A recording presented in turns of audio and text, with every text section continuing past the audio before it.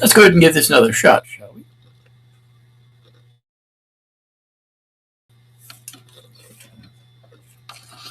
Something else here. Hello and welcome to the December 18th edition of the Thursday Night Thunder podcast with AJ and MMK. This is episode 34. I'm your host, Adam Jason Sinclair, and tonight on the most hardcore motorsports show on the internet, Mike and I will close out 2025, get ready for 2026, and discuss why we are your source for the latest and greatest auto racing news on the planet. NHRA's 75th anniversary season is set for 2026, with the incredible landmark season can't miss items and happenings throughout the course of the season. The sport's most coveted prize, the Wally Trophy, will get an eye-catching makeover for the anniversary year, making it a desired goal for an NHRA competitor. For the entire year, every racer competing at an NHRA event, from the Mission Foods Drag Racing Series to the Lucas Oil Drag Racing Series, divisional races, Summit DC Series, and more, will get the once-in-a-lifetime opportunity to race for Diamond Wally. The special NHRA 75th anniversary Diamond Wally will only be available in 2026, and with the spectacular looking trophy on the line, it's a surefire bet for plenty of incredible moments during the landmark year.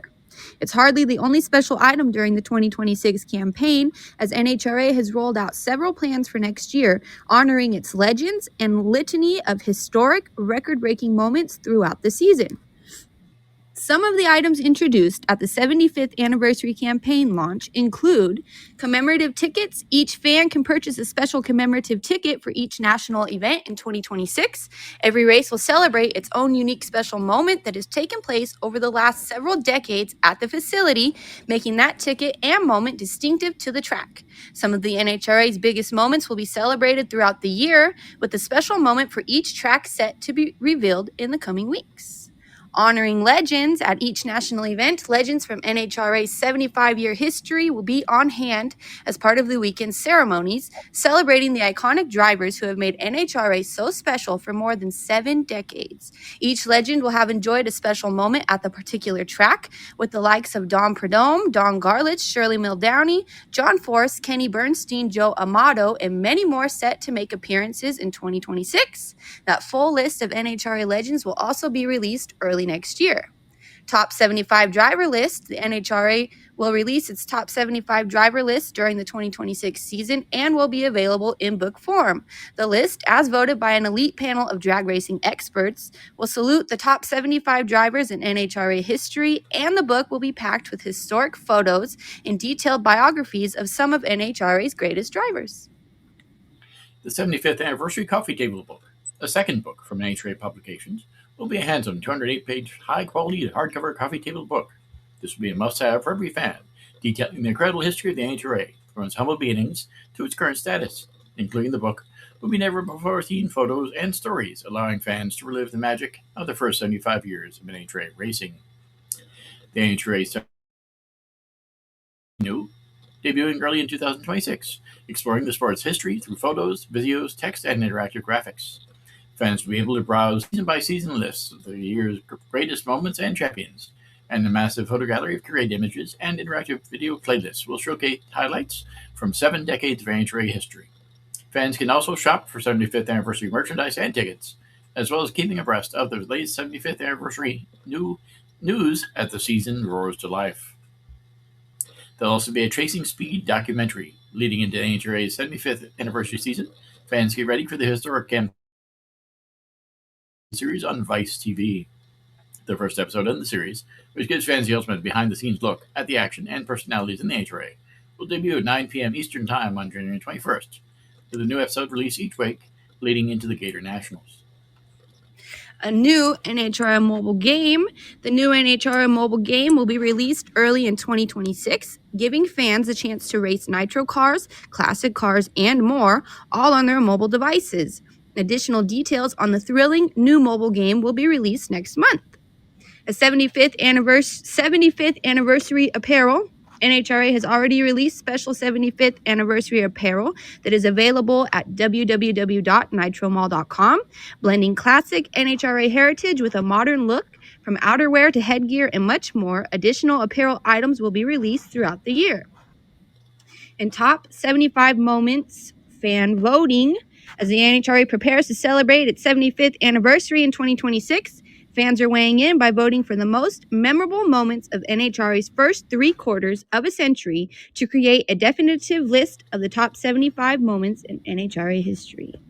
Additional announcements for the 75th anniversary season will be released early next year, including unique celebrations and fan giveaways that will take place at each of the 20 national events across the country.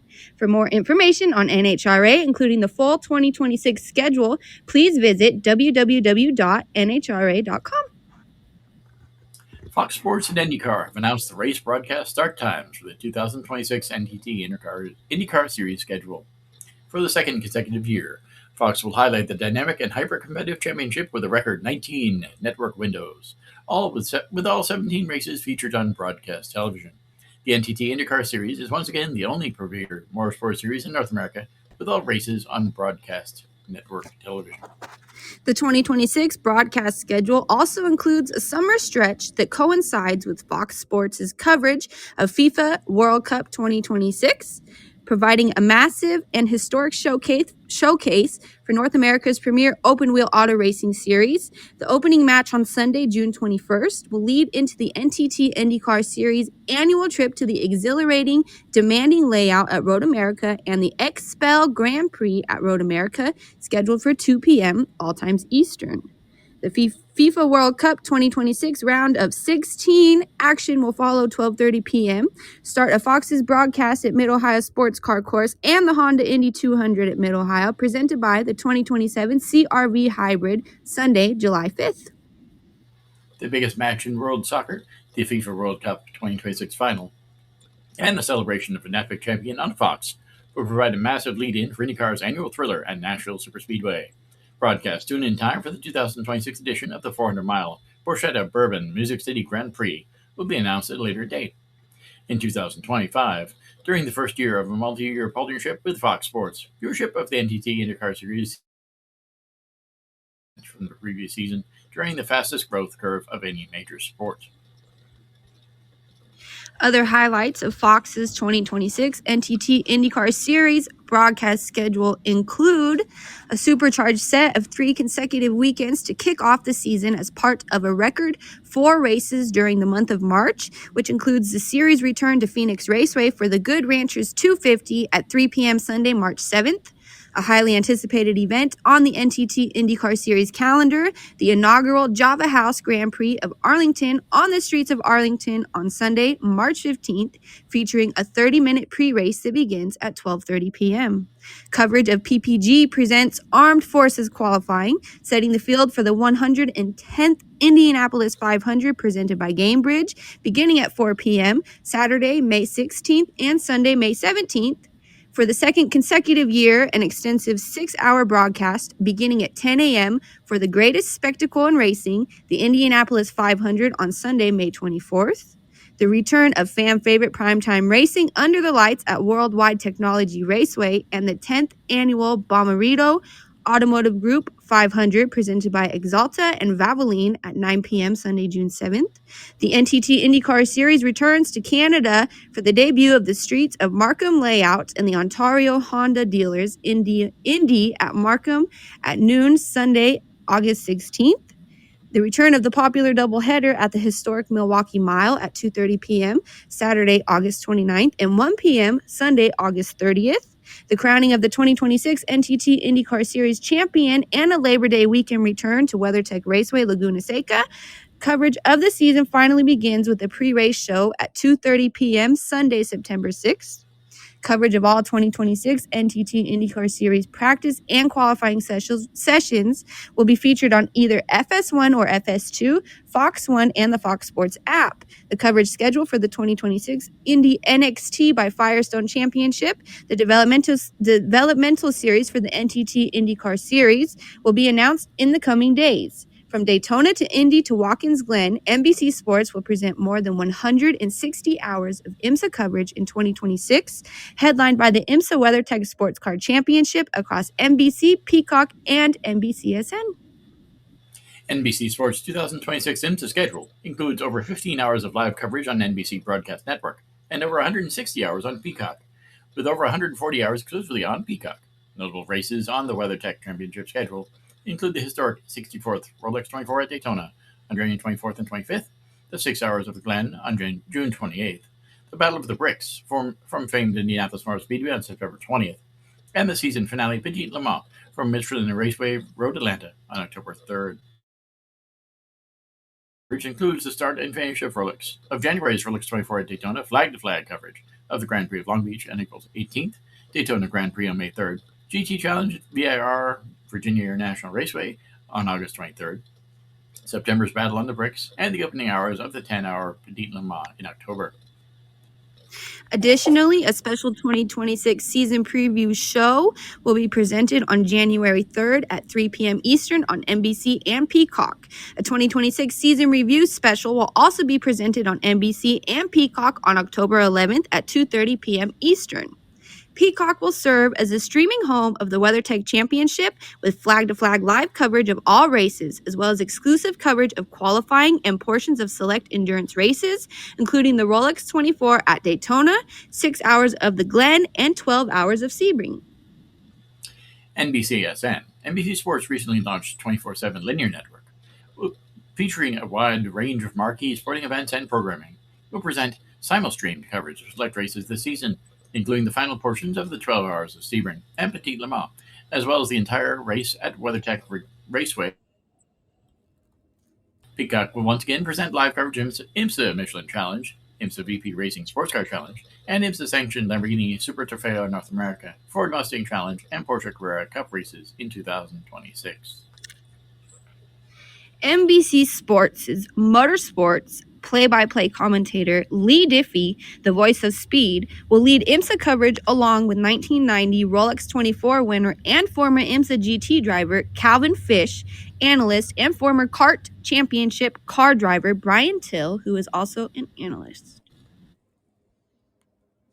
Are you a race car driver, crew chief, pit member, track owner, or maybe you're just a huge fan of the sport? Contact us to get your spot on the show. After all, you deserve your 15 minutes of fame, and we'd love to hear from you. Now, it did have originally a plan to have a guest on tonight, but that sort of fell through. Although we're trying to get him scheduled for January. Hopefully that works out. So we'll see how that goes. I know that sometimes the motorcycle people are a little busy in January. That gives you a little bit of a hint as to who it is. It's a name you all recognize. And hopefully he gets to be on the show next month. Unfortunately, today wasn't a very happy day in the NASCAR world anyway. NASCAR was devastated by the tragic loss of Greg Biffle, his wife Christina, daughter Emma, son Ryder, Craig Wadsworth, and Dennison Jane Dutton in a fatal plane crash this morning. Greg was more than a champion driver. He was a beloved member of the NASCAR community, a fierce competitor, and a friend to so many. His passion for racing, his integrity, and his commitment to fans and fellow competitors alike made a lasting impact on the sport. On the track, Greg's talent and tenacity helped him earn championships in the NASCAR Xfinity Series, as well as the NASCAR Craftsman Truck Series, also numerous wins and accolades in the NASCAR Cup Series. Beyond his racing career, he gave himself. Most notably, he spent countless hours of his time helping the citizens of North Carolina during the disasters that followed Hurricane Helene. His tireless work undoubtedly saved lives. Our thoughts and condolences go out to Greg's entire family, friends, and all who were touched by his life, as well as the life of the other people who were killed in the tragedy this morning. I know that Craig Wadsworth had served as a bus driver, as the car, the RVs that the NASCAR competitors drive. He's been involved in that for a long time. He actually drove for Kenny Wallace for several years, so that's unfortunate as well. And I hope that his name isn't lost in the devastation that was the crash of the plane that was carrying Greg Biffle and his family this morning. It's really not a good thing. It kind of brings up the fact that a lot of famous NASCAR drivers have died in plane crashes over the years, starting, of course, with Alan Kulwicki and other people such as that. It's been really bad. So that sort of thing doesn't need to happen. NASCAR rather hard. So, not a good thing.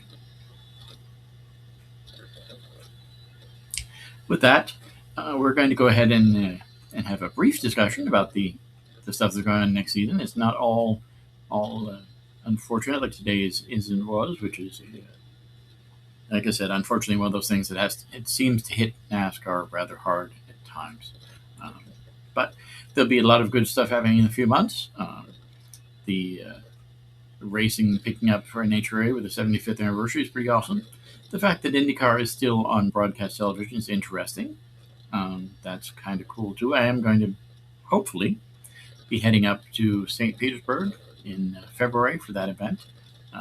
I'll be seeing the NASCAR Craftsman Truck Series race on Saturday. That's my goal, and to hit probably a little bit of the IndyCar race on Sunday in St. Petersburg as well. Uh, I know that Green Savory's been very, very helpful to us in the past, and we hope that they're able to be helpful to us next year to get us access to the track there in St. Petersburg. That would be pretty awesome. Hopefully, you're from soon. So, not only that, but some of the IMSA events, of course, that we mentioned briefly. IMSA will have their start there at the Rolex 24. The Roar before the Rolex 24 takes place in mid-January. I'm hoping to get up there as well. I will not be a credentialed media member. That's a long story for that, but I won't be a credentialed guy. But I am planning on heading up there probably on Friday the 16th. We'll see if we end up wearing a set of overalls that garners the attention of the paddock again. It depends on the weather, but that was kind of cool when we had the picture that went viral a little bit with the enjoying my red, white, and blue overalls last year. So that's always kind of fun. It's a great event, and I really enjoy the Roar before the Rolex 24. It gives you a chance to get closer to some of the drivers. There are some really cool people out there in the sport. Unfortunately, I don't have as many connections as I did in the past there in the paddock area, especially with the drivers, but hoping that changes in the future. Again, if you're a member of the IMSA paddock and you're interested in coming on the show, we'd love to hear from you. The easiest way to do that for anybody who's interested in coming on the show in 2026 is to go to Thursday Night Thunder podcast.podbean.com. We've got all of our connection information listed there, so be sure to check that out. We'd love to hear you. What are you most looking forward to next year? I don't know. I don't know. I do think it's going to be a very interesting year for racing, kind of just across the board. I do think there's what seems to be a decent amount of changes, and it seems like kind of in every series, so I think that will be interesting. I just think it'll be really interesting as a whole, just all the way across the board. But I did have one question for you. What happened to Speed Weeks? It kind of fell apart. The Daytona Speed Weeks have fallen apart because they no longer have all the races in Daytona. They moved them around. They've got they don't have the practice there anymore. They don't have the All Star event that has moved a few times now. I don't actually know where it's going to be next season, but I know they moved that as well. So NASCAR Speed Weeks is now pretty much NASCAR weekend at Daytona. So that's generally how it goes. Used to be it went from the Rolex 24. You could start at the Rolex 24 in the for the Roar, and you'd have action pretty much every few days at the track there in Daytona from mid-January until mid-February. Now you've got the Roar, then you've got the Rolex 24, then you wait a few weeks, and then you've got the Daytona 500 and all that. So there's still a few things, but it's definitely not as big as it used to be. Yeah, I just thought of that. Well, I didn't think of it, but when I was on the Daytona website last night, it said something about Speed Weeks, but I noticed it said 3 days. It was 3 days. And anyways, it didn't say what all it consisted of, but I just thought that was kind of odd. So but then I thought you haven't really heard of Speed Weeks in quite a while. So I was just curious if that was still a popular thing, but I kind of guess not. But it also makes sense because you're right. Things have been kind of moving around and stuff, so I bet it would make it kind of hard. It's still a pretty good thing for people who are big fans of stock car racing. If you head up there to Daytona, there's not only the events at the track, of course, at the big speedway, but there's also all the stuff going on at New Smyrna Speedway, which I'm looking forward to. That starts on February 6th. That will be the World Series of Asphalt Racing, which takes place the entire week from so the leading up to the Daytona 500. You can spend pretty much every night there at the New Smyrna Speedway and see all sorts of famous asphalt drivers and guys who will be famous asphalt drivers and teams that are related to NASCAR and that sort of thing. So if you're interested, you can still head out there, and it would be quite the thing because you get to see the late models, you get to see the bombers, the mini stocks, the modifieds of a few different classes, as well as the World of Outlaws, which takes place out there at Volusia Speedway Park. So if you're interested in that sort of thing, you can't just get all of the big track anymore. You have to travel, but it's still there. You have to move around and look for it a little bit more. Have you ever been to the Volusia Speedway? I did. Yeah, it was awesome. We saw the World of Outlaws there, the sprint cars. That was pretty cool. It's in the middle of nowhere, and there's a lot of middle of nowhere there in that part of Central Florida. But this one is in the middle of that, so it's way outside of town, and the parking area was scary, and that was a day when it wasn't raining. So if there's any sort of moisture, I'm sure it'd be really scary. But the parking area was dark, and there was no control of it and anything else. But it's really a fun thing to do at least once if you haven't had the chance to see the Volusia. There's not very few at all, dirt tracks like that around in the state of Florida. So that's a really neat one to look at. It's an awesome thing to see. But it's definitely in the middle of nowhere, and it's if you're not used to that sort of place, it's not the sort of thing you necessarily want to do all the time. But it is awesome to see, and it's really cool. But it's definitely out there. If you had to suggest a racetrack from Florida, it can be in Florida, that's like the best bang for your buck, the best racing you're going to see, which track would you recommend in your beautiful state of Florida? That I've been to ever really is the Grand Prix of St. Petersburg, because they have so many different series there, and that's kind of the cool thing. From the moment you get there, whether you get there on Thursday or Friday or Saturday or whatever, there'll be something on the track the whole time. There's whether it's the go karts, or they've got a 5K thing there now, which is kind of cool, or anything. There's something going on there all the time with all different series. So if you're interested in things that just keep going on and on and on, there's never really a big break. That's one that I'd recommend. So that's the one that has the most activity. If you're going to go for something big, you go to Daytona, but Daytona, it doesn't have stuff going on all the time, especially for the big events, unless you're going for like the 24-hour race, and you've got the whole 24 hours of racing and all that. But if you go for like Daytona 500, all they have is Daytona 500. They don't have, in my opinion, they don't have enough stuff going on track to keep people there. And then you find your seat and you watch the thing. That's the problem with tracks like that. They don't have anything to fill the time. They have the one big event, and then that's it. So there's nothing wrong with that. It's really cool. But if you're interested in racing in the purest sense of the world here in the state of Florida, I'd recommend the Grand Prix of St. Petersburg at least once. It's pretty awesome. That does sound neat. Of course, you got the stuff like the drag racing, which keeps going all day too. But that's a whole different animal, and that's just, it's something different. Again, with the track being in Gainesville, you're closer, but you're still out there, and the facility for parking is not the best at Gainesville at all. So they've worked on that more, I know. But the last time we were there, it was driving in a mud bog to get in and out of the parking spot. That wasn't my idea of fun. So there's not much you can do about that. You can add gravel and junk, and I know they've done that over the years, but the gravel soaks into the dirt eventually, and you end up with just mud again. So that seems to be an issue in different places. mud parking. That's not very good.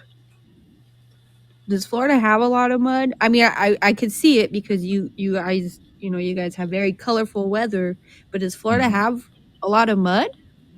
They do, especially up there in the north central part of the state, in places like the I think it's Barber, Florida, is where the Volusia Speedway Park is. Places like that, or places like Gainesville, it's mud. If it's not mud, it's dirt, and but the fine dirt turns to mud rather well. So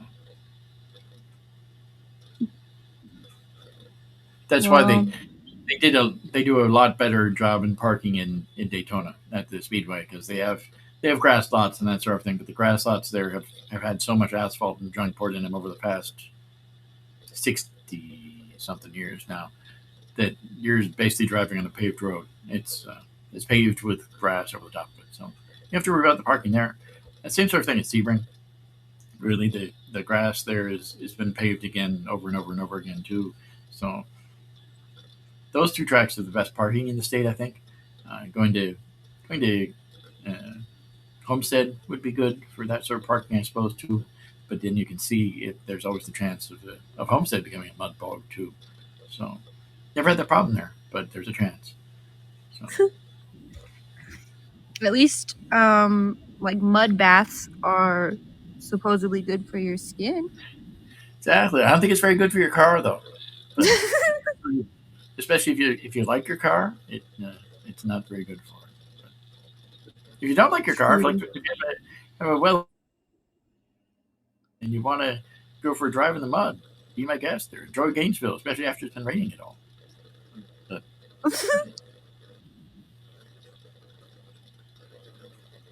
But again, I'm probably not going to be going to Gainesville next year. The NHRA is awesome, but it's a little bit of a jog. I miss the days when they had the pro winter warm up there at Palm Beach International. That was really cool. I wish Palm Beach International reopened, but that doesn't seem to be in the cards right now. There's been all sorts of offers, and it seems like I say that next week they'll have another thing on the news about it, but you never know. But I miss that, and I wish they'd bring that back. I know that this year, even the NHRA is not doing a pro winter warm up like they have in the past. Last year they had it in Bradenton, there at the drag facility there. This year they don't have the sponsorship for it, so they're not going to be doing the pro winter warm up at all. They'll be doing a private test at Gainesville, where you don't even have the public's not even allowed to begin there. It'll be like a private preseason test for the cars. So that's something, and I think the NHRA is not going to. They're not talking about that much, but it's not a good thing when you an open test that brings in a lot of new fans to a facility that you don't necessarily go to any other time of year. So not a good thing, but hopefully they're able to work something out, and they have a really good year at the other facilities. But I think it's kind of sad that they're not doing it next year for the 75th anniversary. That would have been awesome. And that would have been the time to do it, like you said, for their 75th anniversary. But unfortunately, they don't have the sponsors lined up for it. So and they don't have the staff and all that at the track. Although I'm sure if they'd worked something out, the people in Bradenton, the ownership there would have definitely worked a little bit harder with them and tried to put something together. But I just think it was way too much. The cost for the teams was a little too high, and it just didn't happen to work out next year. However, next year, no pro winter warm up anywhere in the state of Florida. So if you want to see NHRA guys, head out to the track during the year.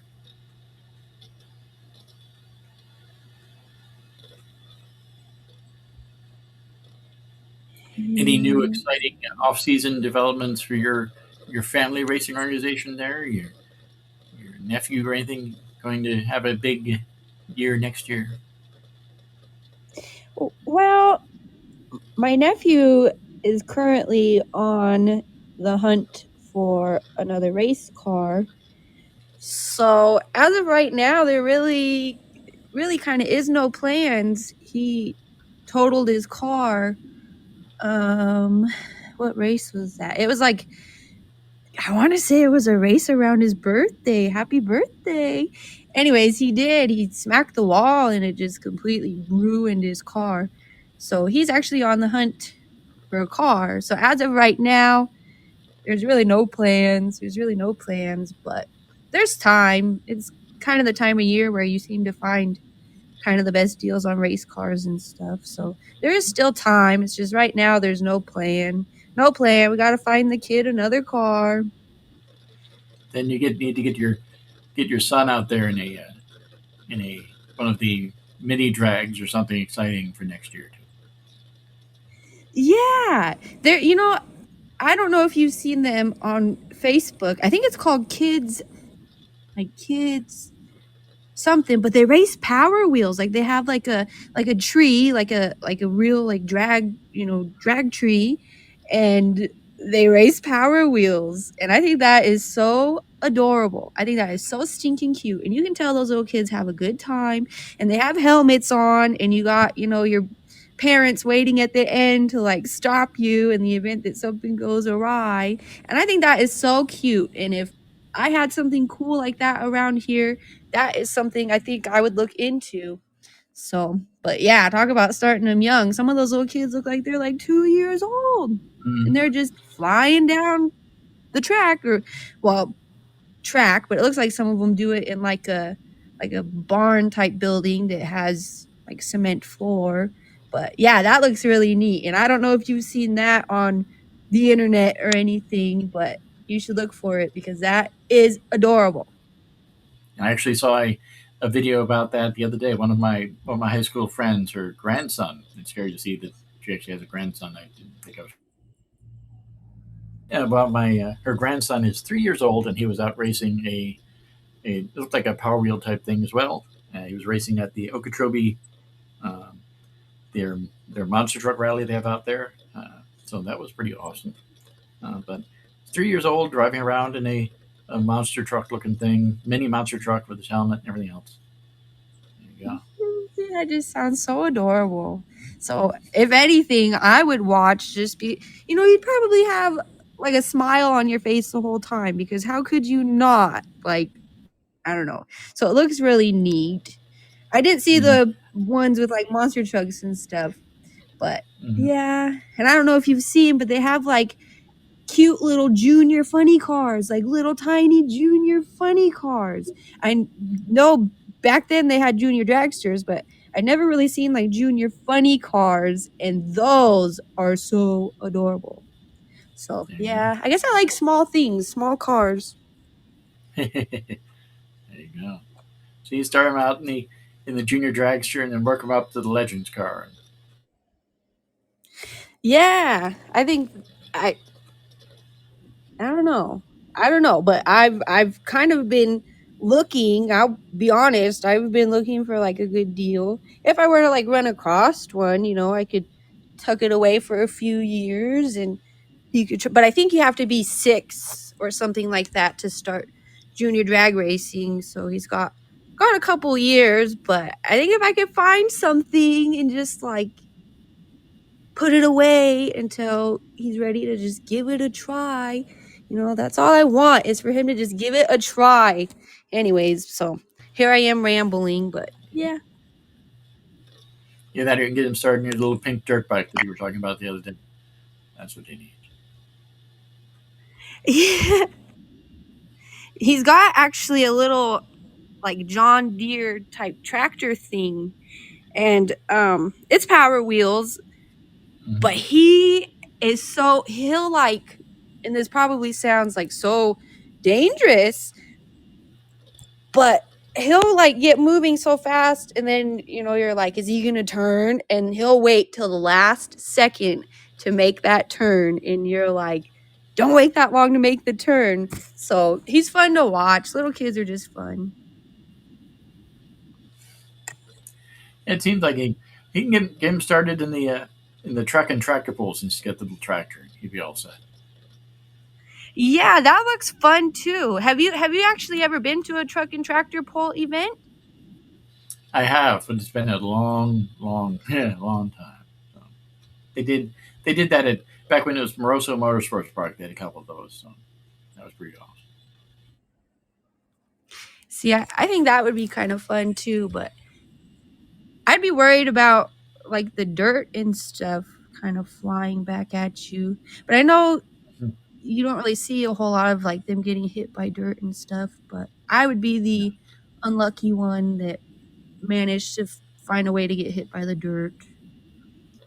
Well, you have that problem at tracks like the at dirt tracks all over the country. Stuff like the Volusia Motorsports Park. There, you've got the dirt flying all over everywhere with the World of Outlaws guys, especially when they mud everywhere. It's That's true. That's true. I don't know if you remember or if I ever even told you, but we were at a demo derby. This has been probably like 7 years ago now, but we were at a demo derby and I was having fun. It was cool. I don't really go to demo derbies a lot, especially now. Now I don't after this, but I got pelted square in my right eye with a rock that was covered in mud. So I got hit directly in the eyeball with a rock, but also with a bunch of dirt. And so I couldn't see, and my eye, like my other eye, was watering because it hurt so bad. And I like stumbled to the porta potty to go rinse my eyeballs out. It was awful. It was awful. So yeah, dirt is kind of dangerous. It's cool though, and it makes for great racing, but it's kind of dangerous. you need to wear a face shield when you go to the racetrack next time. We also. I'll bring my own tear offs and Mm-hmm. Just wear a full helmet. That'll be better. There you go.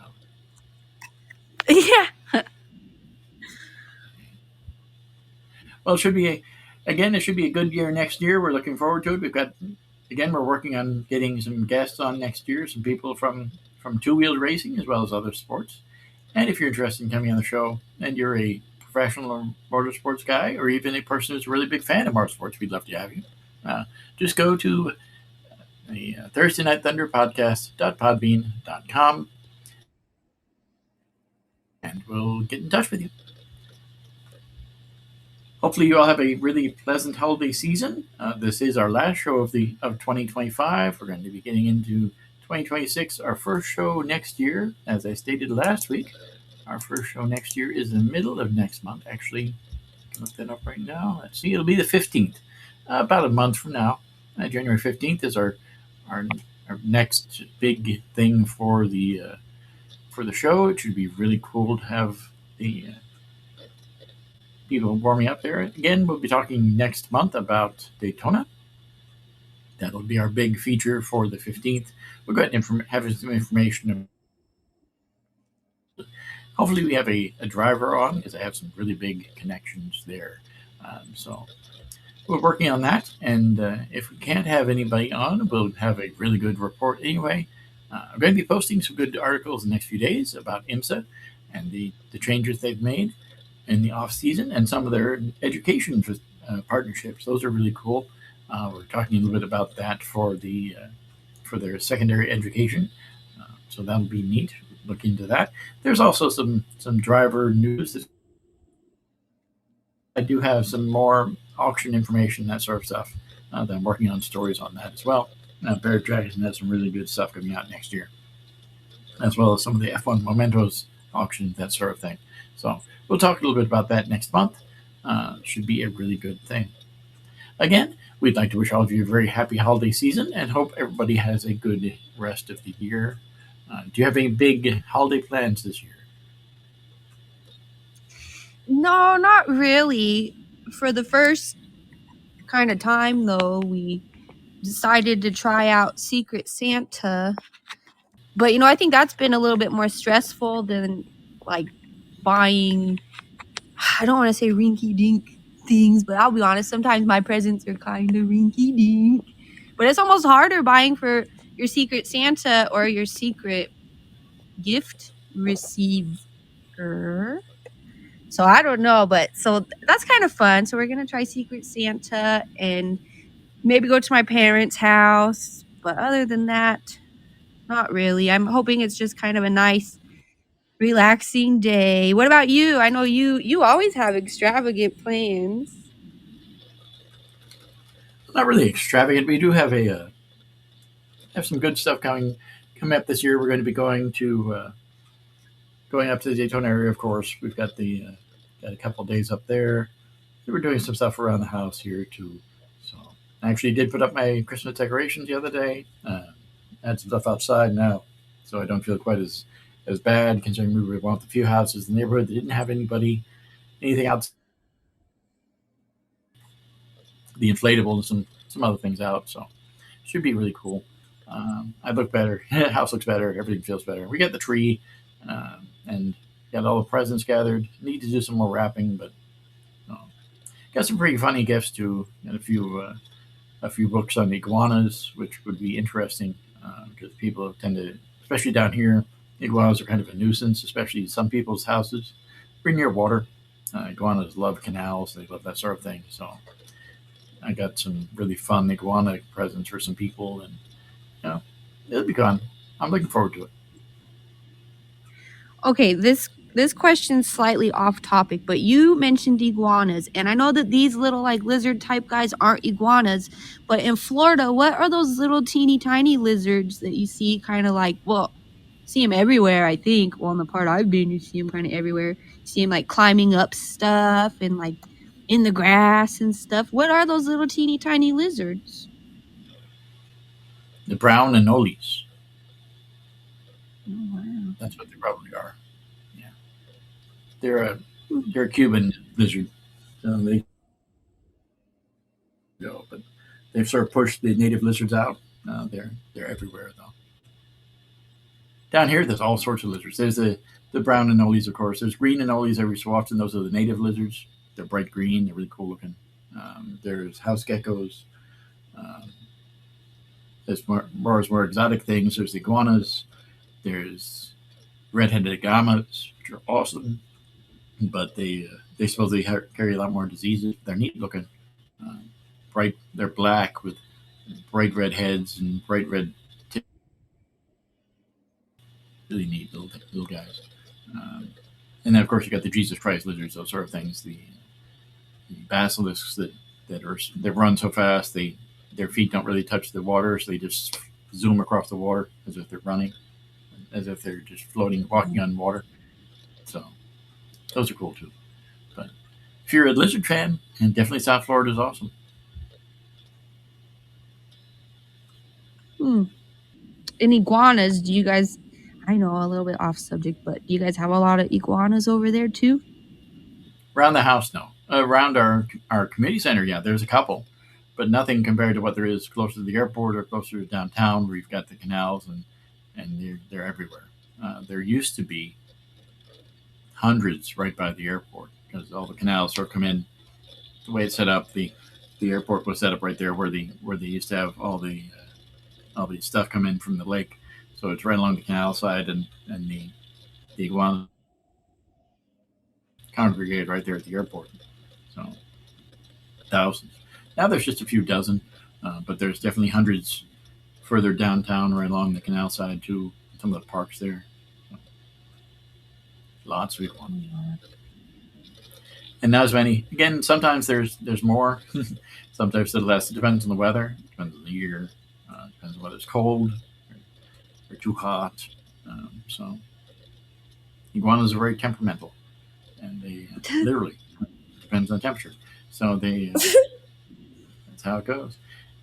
When you go to the Bahamas, if you've ever been there are iguanas on some of the islands, but the the tour guides like to joke that the natives are faster than the iguanas. So anytime you get they call them the Belizean chickens when you go further south. So anytime you have meat, it could be iguana.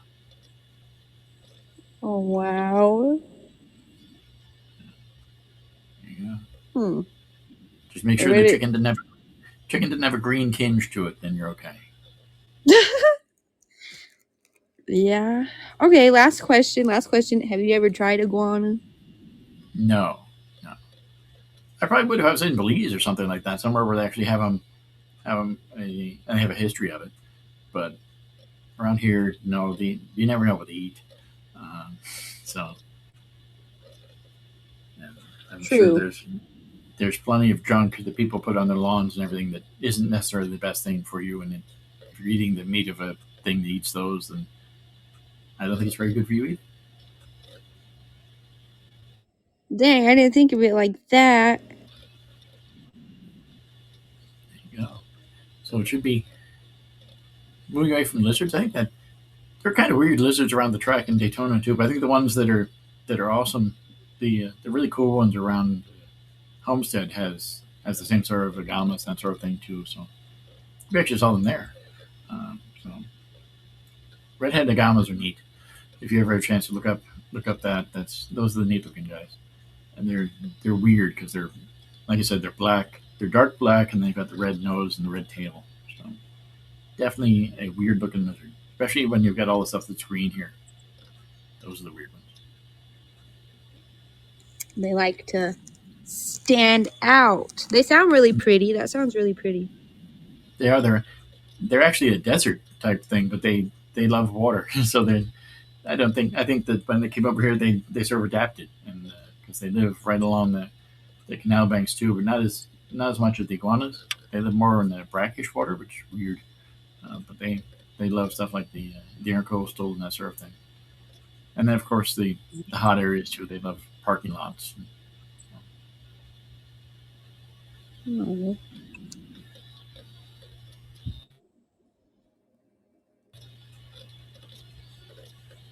So it should be it should be a really good off season here. We're going to take about a month off, and we'll think a little bit more about the what's going to be scheduled for next year. Again, we've got some good possible guests for next month.